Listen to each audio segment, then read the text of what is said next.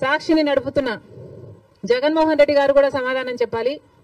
ఇలాగే జగన్మోహన్ రెడ్డి గారు కూడా అమ్మఒడి అనే పథకం ఆయన ముఖ్యమంత్రి కాకముందు అమ్మఒడి పథకం కింద మేము ప్రతి బిడ్డకు 15,000 ఇస్తాము అని ఆ రోజు వాగ్దానం చేశారు.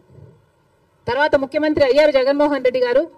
ప్రతి బిడ్డకు 15,000 ఇవ్వలేదు, ఒక్క బిడ్డకు మాత్రమే. అంటే ప్రతి తల్లికి 15,000 అన్నట్టుగానే జగన్మోహన్ రెడ్డి గారు కూడా వ్యవహరించారు.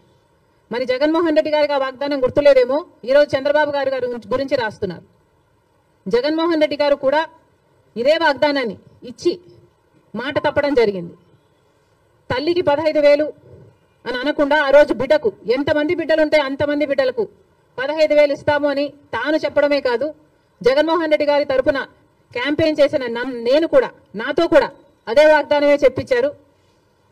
ఆ రోజుల్లో నేను కూడా జగన్మోహన్ రెడ్డి గారు ఈ పథకాన్ని అమలు చేస్తారు అని నమ్మి బాయ్ బాయ్ బాబు క్యాంపెయిన్లో నేను కూడా ప్రచారం చేయడం జరిగింది.